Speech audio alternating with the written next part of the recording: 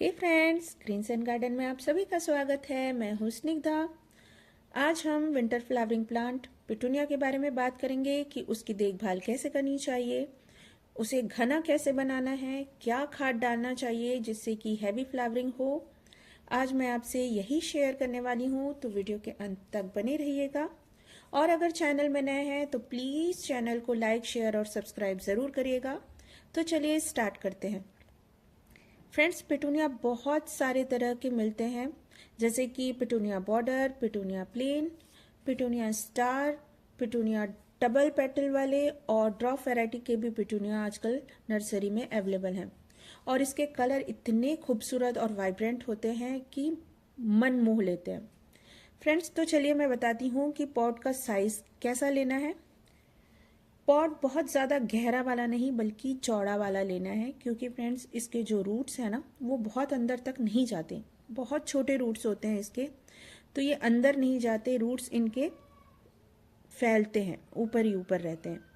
तो मेरे जो पिटूनिया है 12 इंच के पॉट में लगे हैं और एक पॉट में एक ही प्लांट लगा हुआ है। आप देख रहे हैं फ्रेंड्स कितनी अच्छी इन्होंने ग्रोथ की हुई है। पूरा जो पॉट है वो पूरा भर लिया है। तो आपको भी इसी तरह के पॉट का सिलेक्शन करना है। चलिए मिट्टी के बारे में बताती हूँ कि इसकी मिट्टी कैसे बनानी है। फ्रेंड्स, इसकी मिट्टी बहुत पोरस बनानी है, बहुत ही हल्की और भुरभुरी मिट्टी बनानी है, ताकि आप जब जैसे ही पानी डालें पानी बिल्कुल रुके नहीं, पानी ड्रेन आउट हो जाए। तो क्या क्या लिया है मैंने मिट्टी में अपने? गार्डन सॉइल लिया है मैंने 30%, रेत लिया है 20%, क्योंकि पुरानी मिट्टी में मेरी ऑलरेडी रेत मिला हुआ रहता है। 10% मैंने राइस हस्क लिया है और 40% मैंने कंपोस्ट मिलाया है।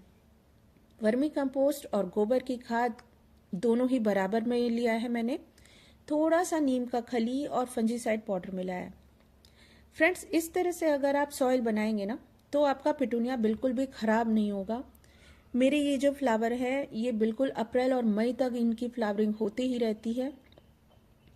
हैंगिंग पॉट में अगर आप लगाना चाहते हैं तो बहुत ही अच्छी बात है, क्योंकि हैंगिंग में ये बहुत सुंदर दिखते हैं। हैंगिंग पॉट में अगर आप लगाएंगे ना तो बहुत अच्छे तरीके से फैलते हैं और नीचे से लटकते हुए रहते हैं, और जब वहाँ फ्लावरिंग करते हैं तो बहुत खूबसूरत दिखते हैं।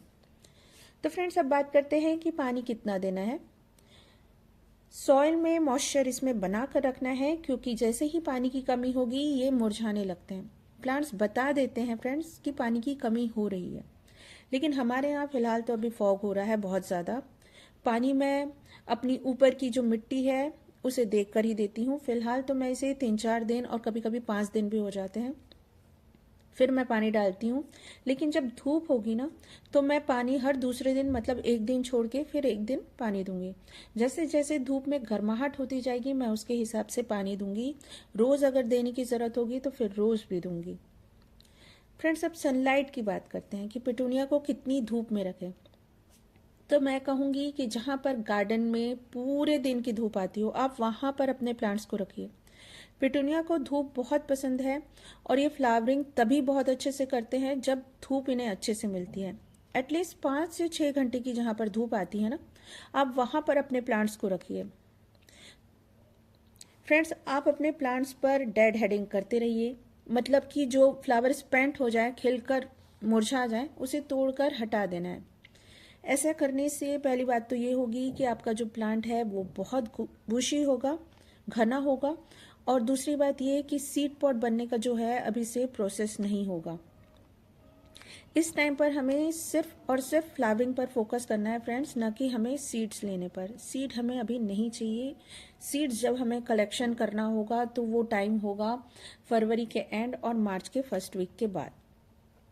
डेड हेडिंग नहीं करेंगे तो प्लांट्स अपनी सारी एनर्जी जो है वो सीड्स बनाने में लगा देगा और फ्लावरिंग भी कम करेगा। तो डेड हेडिंग करना बहुत ही ज़रूरी है। तो फ्रेंड्स, फर्टिलाइज़र की बात करें कि मैं हमेशा अपने विंटर प्लांट्स पर हमेशा से मैं सरसों की खली का लिक्विड फर्टिलाइज़र ही देती हूँ। 10-12 दिनों में सरसों की खल अपने प्लांट्स में देती ही रहती हूँ। 4-5 दिनों के लिए मैं सरसों की खल को भिगा देती हूँ और 1 मग सरसों की खली को लगभग 15 से 20 लीटर पानी में मिलाकर फिर मैं अपने प्लांट्स को देती हूँ। उसके पॉट के हिसाब से, जितना बड़ा पॉट है मैं उसके हिसाब से अपने प्लांट्स पर देती हूँ। फ्रेंड्स, आपको ध्यान रखना है कि सरसों की खली जो है वो आपको प्लांट्स के ऊपर नहीं डालना है। देखिए, ये गलती से मेरे प्लांट्स में ऊपर में सरसों की खली डल गया था। देखिए लीव्स कैसे बर्न हो गए हैं, जल गए हैं और थोड़े अजीब से हो गए हैं। तो कोई बात नहीं, ये थोड़े दिनों के बाद ठीक हो जाएंगे। लेकिन फ्रेंड्स, आपको ध्यान देना है, मिट्टी में आपको सरसों की खली डालना है, न कि प्लांट के ऊपर। फ्रेंड्स, विंटर में सरसों की खल एक बहुत ही अच्छा लिक्विड फर्टिलाइजर होता है। ये एक गर्म खाद है, तो अपने प्लांट पर ध्यान से यूज करिए। अगर बहुत ज़्यादा हो जाए तो भी से पौधों को नुकसान हो सकता है। और हमेशा आप कोशिश करिएगा कि जो फर्टिलाइजर है वो मिट्टी पर देना है, पत्तों पर नहीं। वैसे तो मेरे प्लांट्स पर किसी भी प्रकार के पेस्ट का अटैक नहीं होता है, लेकिन कभी कभी फंगस लग जाते हैं। फ्रेंड्स, पौधे गलने लगते हैं। अगर ऐसा होता है आपके भी प्लांट्स पे, तो हर 15 दिन में फंजीसाइड का पानी आप अपने प्लांट्स के गमलों में दीजिए। ऊपर से इस प्लांट पर छिड़काव नहीं करना है, सिर्फ और सिर्फ मिट्टी में देना है। फ्रेंड्स, मेरे बताए हुए जानकारी के हिसाब से अगर आप अपने प्लांट्स की देख रेख करेंगे तो प्लांट्स आपके कभी नहीं खराब होंगे और ढेरों फ्लावरिंग करेंगे। तो आज मैंने क्या क्या बताया। आपको मिट्टी पोरस बनानी है, पानी आपको अपने प्लांट्स को देखकर ही देना है, फुल सनलाइट में रखना है, डेड हेडिंग पिंचिंग करते रहना है और फर्टिलाइज़र का ध्यान रखना है। फ्रेंड्स, मैं केमिकल फर्टिलाइज़र यूज़ नहीं करती हूँ। मैं हमेशा कोशिश करती हूँ कि मेरे प्लांट्स पर ऑर्गेनिक ही जाए। ज़्यादा ही हुआ तो मैं कभी कभार डीएपी का भी यूज़ कर लेती हूँ, तो आप वो भी यूज़ कर सकते हैं। तो फ्रेंड्स, आज के लिए बस इतना ही। आई होप आपको मेरी ये जानकारी अच्छी लगी होगी। तो प्लीज़ मेरे वीडियो को लाइक करिएगा, मेरे चैनल को सब्सक्राइब करिएगा और ज़्यादा से ज़्यादा लोगों के साथ शेयर करिएगा। तो फिर मिलते हैं किसी नेक्स्ट वीडियो में, किसी नेक्स्ट टॉपिक के साथ। तब तक के लिए बाय बाय। Happy gardening.